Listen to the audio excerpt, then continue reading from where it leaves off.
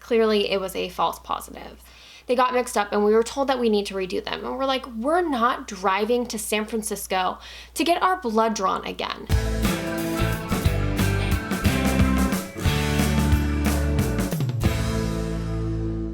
Hey guys, welcome back to my channel, or if you are new here, if this is your first time visiting my channel, welcome to my channel. I'm Britt. I'm so excited that you found my channel. For those of you that are already subscribed, I'm excited that you're still watching my channel.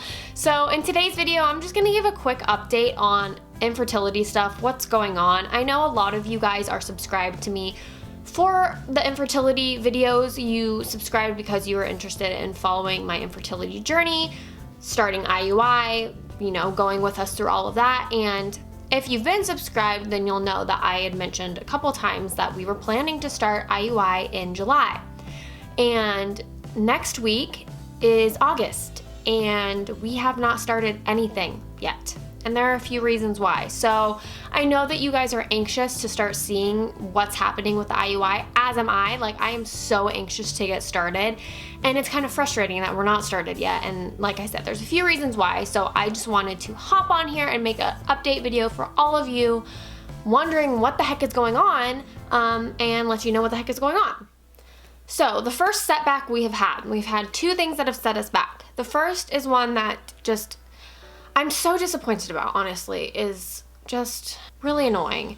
So let's rewind really quickly. Those of you that have been following my journey, you'll know that in my first appointment with my infertility doctor, he did an ultrasound and he saw that I had recently ovulated, which does not happen for me. So I have PCOS. Before we found that out, before I got diagnosed, I had gone an entire year and only had one period. So I pretty much don't ovulate at all. And we went to this appointment and saw that I had, and it was like weeks after I had done any fertility medication, so it was very likely on my own. So that was a really exciting thing for us because that just never happens. We've never had a chance to try to have a baby on our own because we didn't ever have the opportunity to, because I was never ovulating. So having ovulated, we were like, okay, let's just test ovulation the next month just in case I happen to ovulate again. Like, let's do it just in case.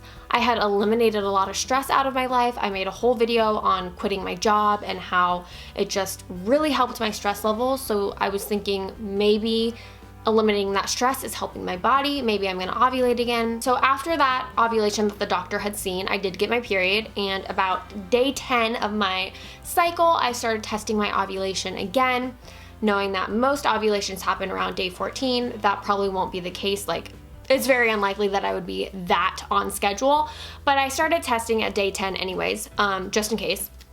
And I was using the clear blue, like, smiley face ovulation predictor kits because I don't mess with the ones with the lines anymore, and they're too hard to interpret. The smiley face ones are very expensive, so they're like $40 for like a box of 20. So I was testing throughout the month. The time that would be a normal ovulation came and went, no positives. I was about 3 days from running out of the tests, and I wasn't gonna buy anymore because, like I said, they're so expensive, and I was just like, that was a fluke, I'm not gonna ovulate again. I had like 3 tests left, and I got a smiley face. I got a positive ovulation test, which has never happened to me, and it was natural without medication. Like, what? I seriously almost cried. I was so excited. It almost felt like it was a positive pregnancy test because I've never seen it before, and I was so excited. Like, I could not believe it. So we tried, of course, and the 2-week wait came and went, and it was right around the time of my birthday that I would get a positive if I was pregnant. Of course, I like get myself all excited that I'm gonna be pregnant for my birthday and it's gonna be the best birthday ever and all of this stuff. So the day comes and goes that my period should have been there, assuming that I ovulated in the normal like 24, 36 hours after you get a positive test. And I didn't get my period and I didn't get a positive test. And so I keep testing, keep waiting, no period, no positive test. Like, seriously? So I'm like, okay, we'll wait. Maybe I ovulated a little bit later. A week goes by, no period, no test. A week goes by, no period, no positive test. So here we are now, almost a month after when I should have gotten a period or a positive pregnancy test, and I still don't have either.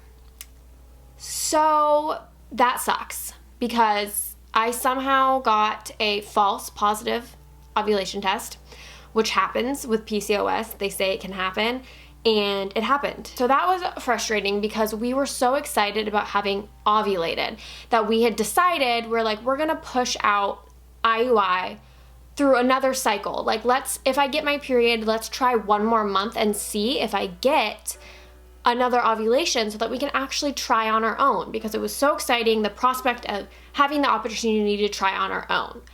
But then no period and no positive pregnancy test. So we pretty much were just waiting all these weeks to see if I would start my period, and I didn't.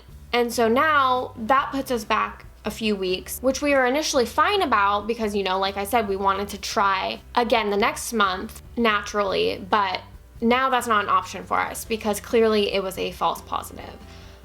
Or, I still could be pregnant right now, say I had a positive and I literally ovulated 3 weeks after the time frame.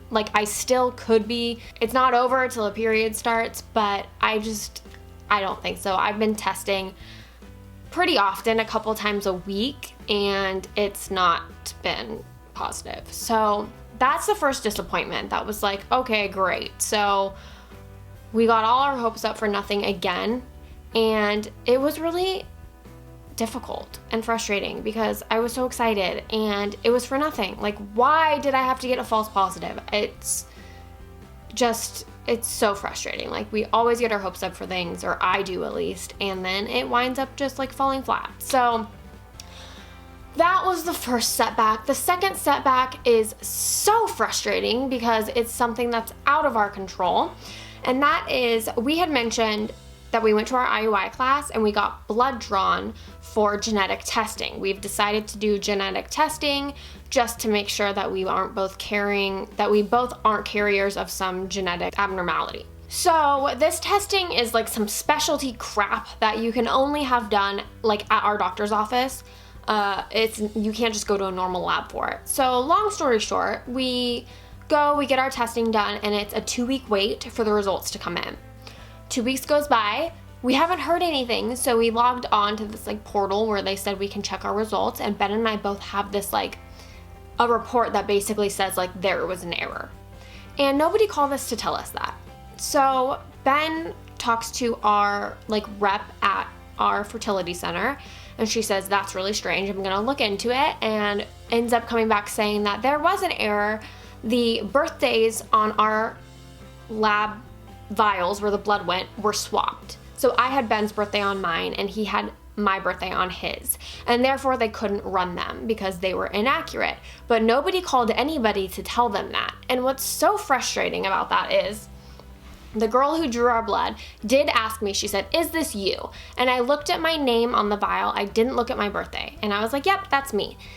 She never asked Ben if it was his, so I was the only set of eyes on it. And come to find out that their policy is for them to ask each person 3 times to look over all the information, and she only asked me once, Ben never. So it's something that could have been avoided if one of us had noticed. Anyways, whatever, it's fine. It got mixed up, so we had waited 2 weeks.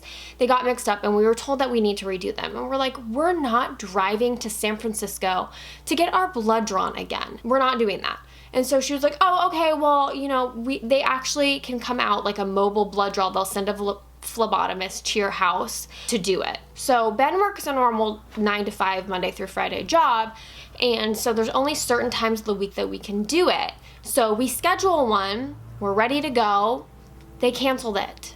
So the next week, we schedule another appointment for them to come out and draw our blood, and they cancel it because they don't have a phlebotomist in the area. So now we're set back 2 more weeks, and we schedule a third appointment, which was today. And thank God they finally came and took our blood. But that's 3 weeks now, plus we now have to wait 2 weeks for the results, and our doctor's office won't let us proceed with IUI until the results are in. And I was frustrated by this because I was like, why? This was an optional test. we didn't have to get it done. It was optional. So I was like, if it's optional, why do we have to wait for the results to come in before we start? And she said, because we've signed the waiver to do it, we have to wait. If we had signed the waiver to not do it, we could proceed. So basically we're set back. We literally have been set back like 4+ weeks because of the error that was made. And so it's just been this never-ending process of frustration of trying to get this stupid blood work done, and finally it's done. So now we have to wait 2 weeks and see what happens, and then we can start the process. So by the time we actually do IUI, it's gonna be September, because I'll have to take Provera to start my period, which is a 10-day prescription. And then I start my period like a few days after that. And then at that point, I can start taking the Femera and do the whole thing. So this was kind of a rant, and I'm sorry, but I wanted to give you guys an update on what was going on. And it's all just been frustrating. It's been sad, the false positive. It's been frustrating, this whole blood thing. But now that's done, and we're like finally taking the steps in the direction to start. So hopefully my next update will be one that's actually, we're starting, we're doing it, it's happening, like, let's do it. And hopefully it works the first time. That would be so amazing. Thank you to everyone who has subscribed and who's been following my journey.